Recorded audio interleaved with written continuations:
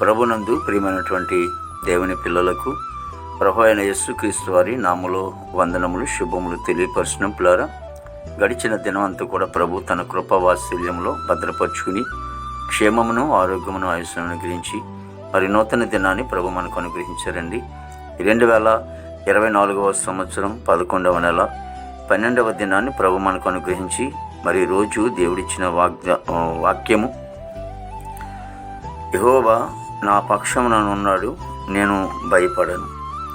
కీర్తన గ్రంథము 118వ కీర్తన 6వ చరణం. వాక్యము నమ్మదగినది, పూర్ణాంగీకరమునకు యోగ్యమైనది. పిల్లరా, మరి దేవాది దేవుడు మహోన్నతుల దేవుని సన్నిధిలో మరి నువ్వే సందర్భంలో భయపడతా ఉన్నావో, ఆందోళనగా ఉంటున్నావో, అధైర్యం కలిగి ఉంటున్నావో, లేక నీ జీవితంలో ఎటువంటి పనులు జరక్కో, లేకపోతే ఏ విషయంలోనైనా సరే నువ్వు భయము చెందుతూ ఉంటుంటే భక్తుడు అంటున్నాడు, నేను భయపడను అంటూ ఉంటున్నాడు. ఎందుకంటే నా భయములన్నీ కూడా తొలగించేవాడు ఆయనే అనేది భక్తుడు సెలవిస్తున్నటువంటి రీతిలో కూడా మనం చూస్తూ ఉంటాము. కాబట్టి ఎందుకు మనం భయపడకూడదంటే దేవుడే మన పక్షాన ఉన్నాడు. కాబట్టి నీవేదైతే పనుల మీద లేకపోతే నీవేదైతే జరగకుండా ఉంటుందో అది జరిగించేవాడు ఆయన. ఒకవేళ అధికారులు ఎదుట ఒకవేళ ఏ పని జరగకుండా ఉంటే ఆయన నీ పక్షంగా ఉండి గొప్ప కార్యాలు ఆయన చేస్తూ ఉంటాడు. కాబట్టి నువ్వు భయపడవలసిన పని లేదు. భక్తుడు అంటాడు, నేను భయపడను. కానీ ఈ మాటలు వింటున్నటువంటి బిడ్డలుగా భయపడవలసిన పని లేదు. దేవుడు అన్ని విషయాల్లో కూడా మనకు తోడుగా ఉండి మన జీవితాల్లో జయ జీవితాన్ని అనుగ్రహిస్తూ ఉంటాడు. ప్రార్థన చేసుకుందాం. ప్రేమగల తండ్రి, కృపలేస్తునికి స్తోత్రాలు స్తుతులు చెల్లిస్తున్న తండ్రి, గొప్ప దేవునికి వందనాలు. మంచి కాపనికి స్తోత్రాలు తండ్రి.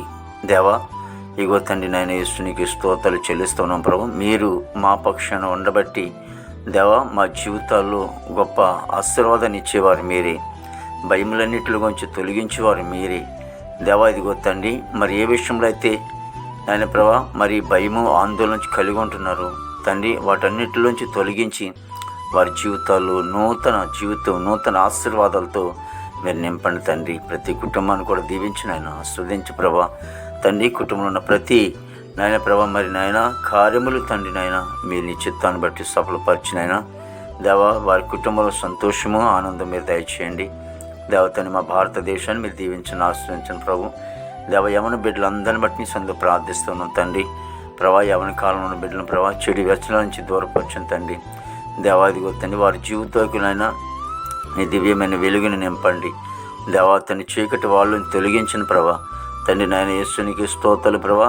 మరి నడుమ కట్టుకుని నాయన దేవతని నీ వాక్యానుసారంగా నడిచే భాగ్యం దయచేయండి ప్రభా. నీ బలమైన రెక్కల చోట్లకు బిడ్డలు నడిపించుకో తండ్రి.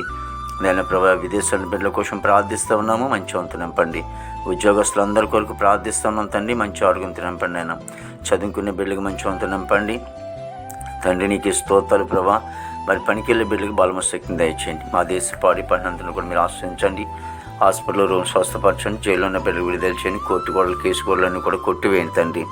దేవా, ఇదిగో తండ్రి యేసు నీకు 100 లక్షలు లేని రక్షణ దయచేయండి ప్రభా. వివాహం లేని బిడ్డలకు వివాహం దయచేయండి. గృహాలు లేని వారికి గృహాలు దయచేయండి.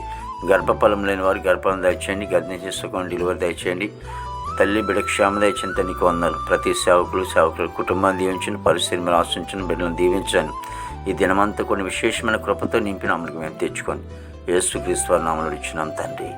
ఆమేన్, ఆమేన్, ఆమేన్.